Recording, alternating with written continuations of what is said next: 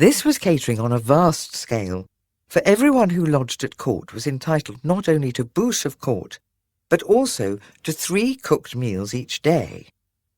The court consequently consumed gargantuan quantities of food.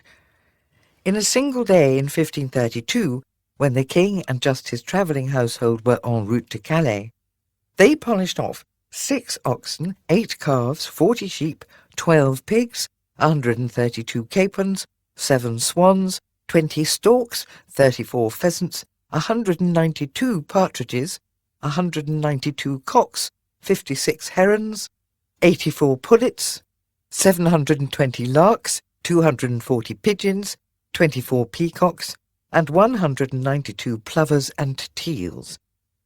Not surprisingly, it cost the equivalent of over £6 million a year to feed the whole court. Each of the royal palaces had its kitchen complex. That at Hampton Court, which was typical of the period, occupied 1/3 of the palace area, and much of it survives today. The policy of magnificence required bigger and more sophisticated facilities than hitherto. Henry VIII's great kitchens had vast ovens, roaring fires, and several charcoal stoves. They were hot, smoky, and noisy, and when operating at full stretch resembled veritable hells.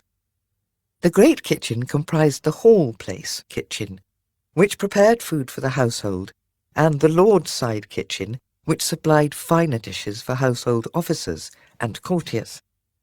The separate king's and queen's privy kitchens served the choicest food of all. The larders supplying raw food were at one end of the great kitchen, and finished dishes were brought to the bars or stone hatches at the other, where they were checked by the clerk of the kitchen and garnished for the table, then passed to the servitors queuing in the great space beyond. Dirty dishes were washed in the scullery in great pans set on iron trivets or brick boilers. Lye made from wood ash was added to the water, and every item was supposed to be scoured with a cloth. But Andrew Berkeley believed that the cups for the hall were scrubbed clean only once a year, for they were old, black, and rusty, with such foul slime coating the bottom that it was conceivable they had been used as piss-pots. It is worth mentioning, however, that there is no evidence of any large-scale outbreaks of food poisoning at the Tudor court. The scullery also supplied and maintained all kitchen utensils and equipment. Replacing or repairing broken items could cost over £66, nearly £20,000 a year. The clerk of the kitchen, who was in charge of all the kitchens, had to be an expert manager of staff and resources, and capable of working under tremendous pressure. He held the keys to the stores, distributed food as it was needed, and made out accounts for the board of the green cloth. He also had to ensure that the king's dish be of the best and sweetest stuff that can be got, and in likewise for every estate according to their degrees. In return, he was permitted to eat the same food as was served to senior courtiers.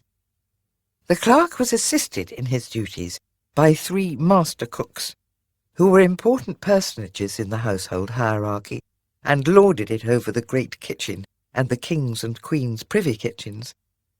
They planned menus, giving due regard to the different diets for each rank and the requirements of feast and fast days, and each had a staff of perhaps 12 assistant cooks and 12 galopines or scullions to help prepare the food.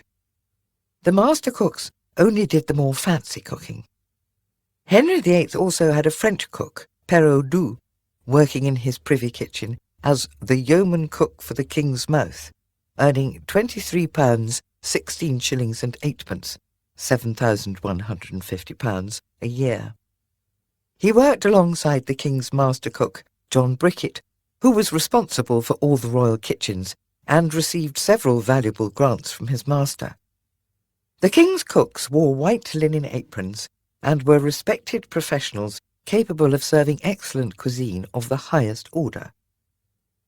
There were 3 teams of kitchen staff, one for the great kitchen and its subsidiaries, and one each for the privy kitchens. There could be between 180 and 350 people working in the kitchen complex at any one time, including 33 young boys and various specialist craftsmen. 50 people worked in the Great Kitchen, the largest service department. Most of them took their meals there and slept there at night on straw pallets. The service complex was built around a number of courts, off which were found the various household departments. There were 16 subsidiary kitchen offices, each under a sergeant, who might supervise up to 21 members of staff, including a clerk and purveyor. These offices comprised the bakehouse, cellar, a catery, pastry, scullery, larder, pantry, spicery, saucery, buttery, wafery, confectionery, boiling house, scalding house, poultry, ewery or napery, and pitcher house. The bakehouse provided bread for the whole court. In an age before potatoes, rice or vegetables were served as accompaniments to meat. Bread was a staple of every meal. High-quality wheat came from the royal estates or by purchase and was cleaned and sieved in the king's granaries. The wheat meal was delivered to the bakehouse for making 200 cheat loaves each day. This was the bread most commonly used by the court. Some of the wheat meal was finely sieved for making 700 white manchet loaves daily for the upper courtiers. These loaves resembled small rolls. John Winkle, the yeoman baker for the king's mouth, who worked in the privy bakehouse, made the finest manchet loaves of all for his royal master. Even though fresh spring water was piped into the palaces, it was not thought safe for human consumption, so most people drank ale, beer or wine. The cellar outlaid a massive £3,000, 900,000, each year on alcoholic beverages. The sergeant of the cellar, William Abbott, was in charge of 3 departments: the cellar, the buttery, and the pitcher house. At Hampton Court, the great cellar which supplied the court was underneath the great watching chamber. Next door was the vaulted privy cellar, built in 1536 and used for storing the king's own wine. The barrel racks are still there today. Ale was the staple drink, and the 600,000 gallons drunk each year by the court came from the royal breweries. But during Henry's reign, beer initially imported from Flanders gained in popularity despite the king's efforts to ban it. But the hops his brewer was forbidden to use preserved beer for longer, whereas ale rapidly deteriorated. Neither drink was very potent. At court, ale was served in leather jugs at the buttery hatches. Wines were imported from all over Europe, especially Anjou, Gascony and Burgundy. Over 120 varieties were known. Wine was a gentleman's drink, bought by the barrel, not bottled. A barrel might contain 105 or 205 gallons. The king spent a fortune on wines. £700, 210,000 on claret alone in 1526, and £844, 253,000 on Bordeaux wines in 1528, while the court consumed 300 barrels of wine a year. Many 16th century wines did not keep well. Those that did often had a higher alcohol content than today, up to 17%.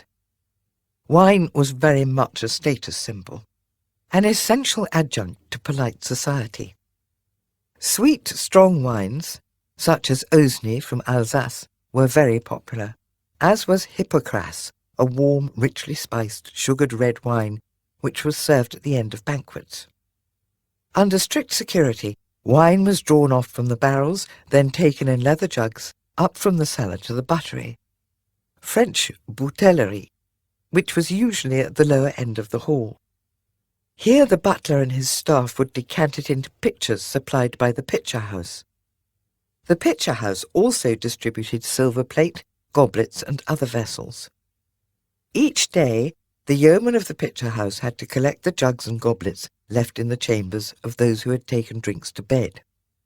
Next to the buttery was the pantry, from panis, Latin for bread, where bread from the bakehouse was stored in wooden chests called arks, along with table linen and candles.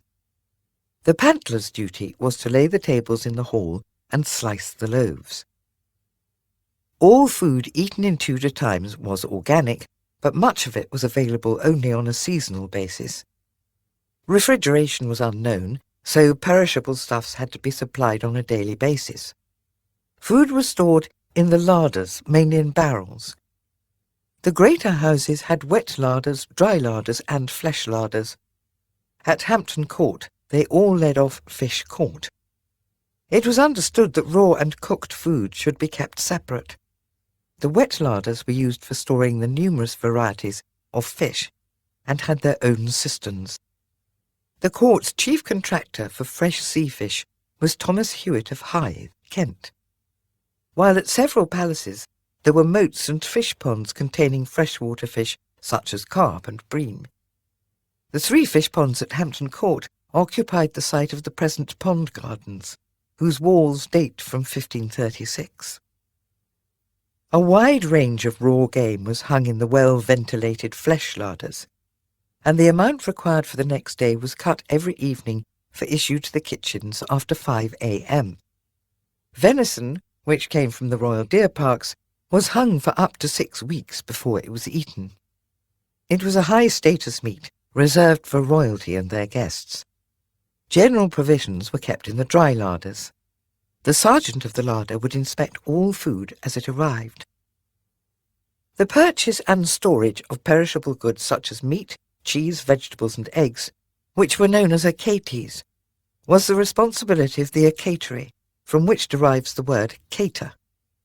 Vegetables were mostly imported from Flanders, and the king employed a Flemish gardener to grow his salad vegetables, which were often eaten cooked with sugar, oil and vinegar.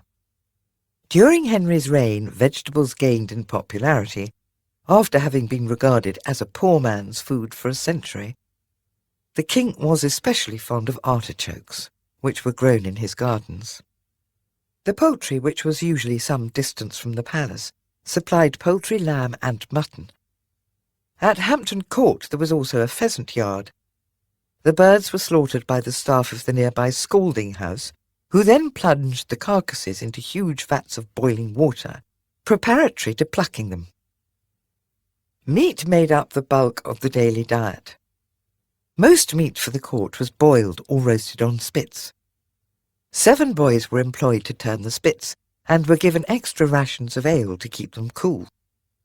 Each kitchen had an adjacent boiling house with a huge copper cauldron, set over a furnace for cooking beef, for pies or stews, and making stock for pottage. The cauldron at Hampton Court held 80 gallons, enough for 800 meals. Sometimes meat or fish was fried in skillets or broiled on gridirons. Several kitchen offices were staffed by specialists. The pastry, which had 4 great ovens, at Hampton Court the largest was 12 feet in diameter, made hundreds of raised pie crusts or coffins and tart cases. Most were of wholemeal or wheatmeal flour, but the king's pastry was concocted from the best unbleached white flour. The pastry also made him enormous pasties containing whole sides of venison. The sergeant of the pastry was also in charge of the saucery, which made mustard and a variety of garnishes and sauces. Many sauces were flavoured with herbs, vinegar, which was made by the cellar from feeble or dull wines, or verjuice, the juice from sour crab apples, which was the main product of the few English vineyards remaining in the 16th century. Spices were used in both cookery and medicines, but most came from the Mediterranean and were very expensive, so their use was restricted to the upper ranks. They would be ground by the yeomen of the spicery using a pestle and mortar, and distributed where needed in the kitchens. The spicery also bought and stored loaves and cones of sugar, another costly commodity, and fruit from the royal orchards, 2 of which were at Hampton Court. There is plenty of evidence that Henry VIII loved fruit. His orchards supplied a rich yield of pears, apples, plums, damsons, cherries and strawberries. The last 2 were particular favourites of the King and Anne Boleyn, and in 1533 the royal gardener, Richard Harris, established a market garden at Tenham Manor, Kent, which supplied fruit to the court. Citrus fruits were costly and rare, as they had to be imported from Spain. Catherine of Aragon was instrumental in popularising oranges in England. Henry loved them, especially in pies and preserves. In 1534 he bought an orange strainer. Peaches were grown at Richmond, and it was Henry who late in his reign introduced apricots into England, in the gardens of Nonsuch. People often brought him gifts of fruit: pomegranates, apples, pears, grapes, dates, even an orange pie and a melon. Raw fruit was believed to cause fevers, so it was usually served cooked in tarts, or dried, or made into preserves. Fruit might be served to important courtiers only at the beginning and end of meals, or as a dressing for meat or fish, or simply eaten as a snack.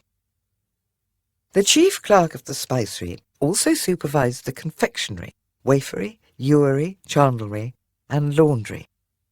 Sweet dishes and comfits, such as marchpane, gingerbread, and Henry's favourite quince marmalade, a preserve so thick it could be sliced, were prepared in the confectionery, where the cooks had to have artistic as well as culinary skills. In 1517, when the papal nuncio was entertained by the king, he was impressed by the jellies of some 20 sorts, made in the shape of castles and animals, by the confectionery. The king was particularly fond of jelly made with hippocras.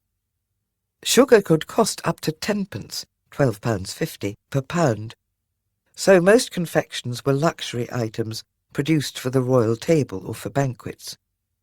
Sweet wafer biscuits stamped with the royal arms were made exclusively for the king and senior courtiers by the wafery. These wafers were usually served with hippocras at the end of a banquet. Tablecloths, napkins, finger bowls, and ewers were brought, stored and issued daily by the ewery, a department sometimes referred to as the napery. The basins and ewers were normally of silver gilt, whilst the royal napery would be of the finest linen damask, often embroidered with silver or gold thread. Tablecloths were changed at least twice a week, or sooner if they became grubby.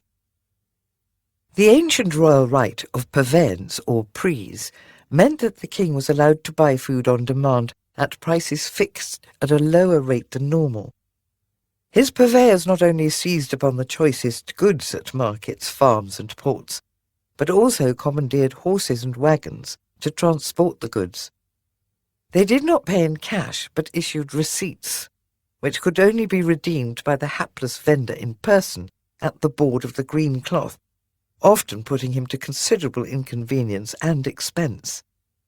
The royal purveyors were consequently very unpopular, especially in the south-east, where the court was usually based, and the system was open to abuse and corruption.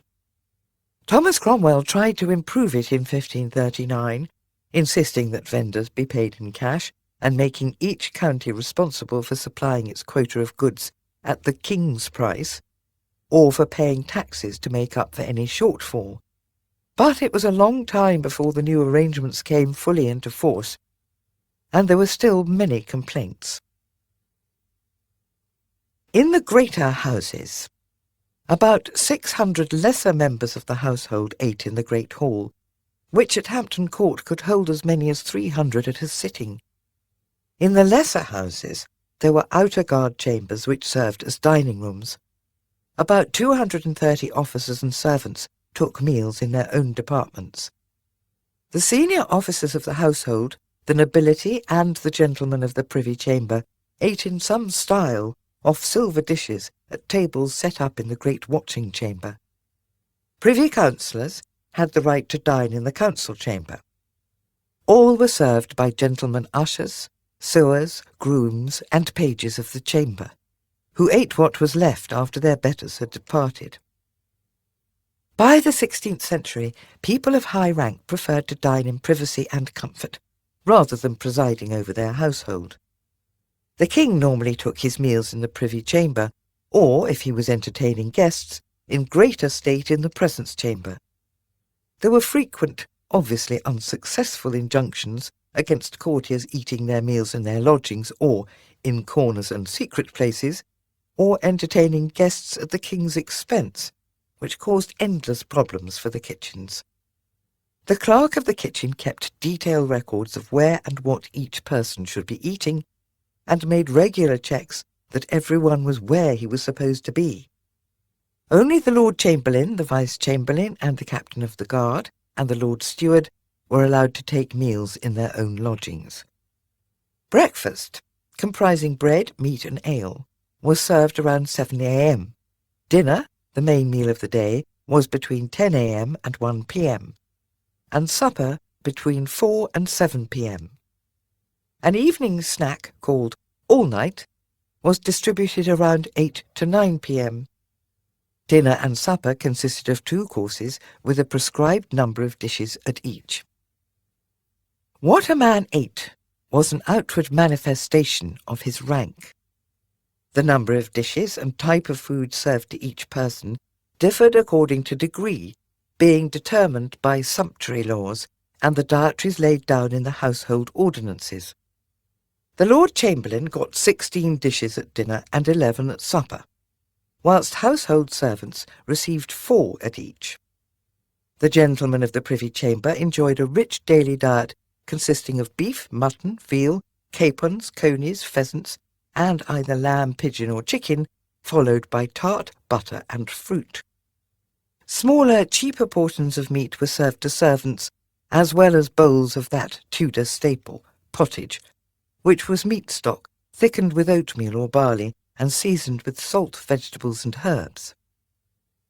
The poet Alexander Barclay complained bitterly about the food served to the lower ranks.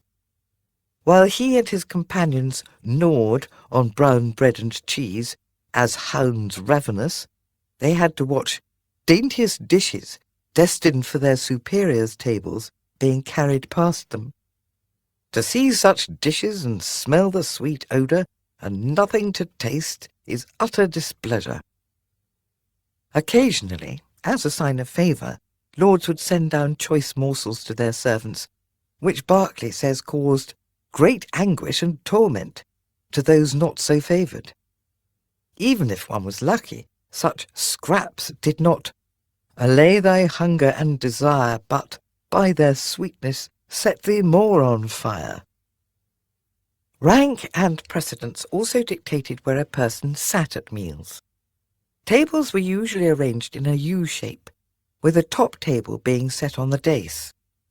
This was where the most important people sat, above the salt, with the persons of highest estate occupying chairs.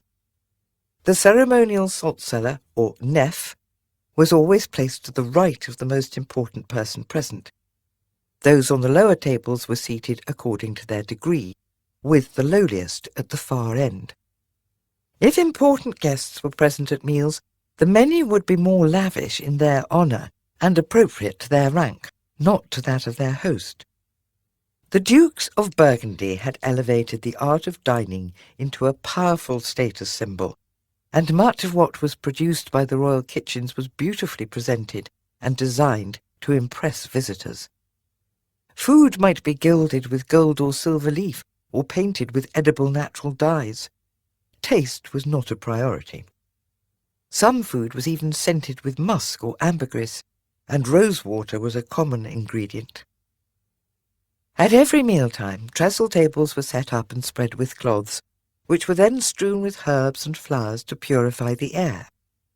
In the chamber, each diner's place was set with a silver or perhaps pewter trencher, a spoon, goblet, and sauce bowl, manchet loaves wrapped in a napkin, and a flagon of wine. Every person brought his own eating knife, which he kept in a sheath attached to his belt, but the king owned sets of eating knives. One set was garnished with emeralds, pearls, rubies, and amethysts, with knives having diamonds at the end of them, which were placed at the convenience of guests. Some had matching forks, an Italian invention, but forks were used only to serve meat or sticky foods, not for eating. It was customary to eat with a knife and one's fingers, having due regard for the sensibilities of others. One used the left hand to take food from communal dishes and the thumb and first two fingers of the right hand to eat with. The knife was for serving and cutting meat and helping oneself from the salt bowls. Spoons were used to eat liquid food and were rubbed clean with bread several times during a meal. Henry VIII owned 69 gold spoons and 12 silver spoons with columns at the ends. Similar place settings to those in the chamber were laid in the great hall, but the utensils were of wood, the bread was cheat, and the ale, not wine, was served in a leather jug. In both chamber and hall, food was served in messes in large dishes, each mess being sufficient for 4 persons. A cooked mess of beef weighed 700 grams, so each person received about 175 grams of meat. Meals were served with great ceremony. The company was summoned by minstrels blowing trumpets, shawms, or pipes. A fanfare sounded as the high table was seated, then a Latin grace was said by the chaplain. The company stood, the men bareheaded, as dishes were carried in procession into the dining chamber, where the diners were served in order of rank, and numerous servants stood by to attend to their needs. Good table manners, a sign of good breeding, were expected of everyone. People washed their hands before dinner and between courses. Napkins were not spread on laps, but laid across the left shoulder. Elbows or fists were not to rest on the table, and picking one's nose or scratching one's head was unthinkable. Although diners might spit discreetly and wipe runny noses on their sleeves. It was the mark of a gentleman to be familiar with the intricate rules for carving the many cuts of meat that were served. In the hall, however, the courtesies were not always strictly observed. It was so crowded and chaotic that there were frequent spillages and breakages, and the company, as Alexander Berkeley observed, was far too hungry to observe niceties. If the dish is pleasant, either flesh or fish, 10 hands at once swarm in the dish, and if it be flesh, 10 knives shalt thou see, mangling the flesh, and in the platter flee. To put there thy hands is peril without fail, without a gauntlet, or else a glove of mail. Slow be the servants in serving alway, but swift be they after, taking meat away. This last was because those serving would eat whatever was left after the sitting had ended. It was considered uncharitable to finish all one's food. Leftover food, known as manners, was placed on a dish called a voider and passed down to those of lesser rank, or collected by the almoner and given to the beggars, who crowded outside the palace gates. Chapter 9. Elegant manners, extreme decorum, and very great politeness. The king's magnificence was expressed through elaborate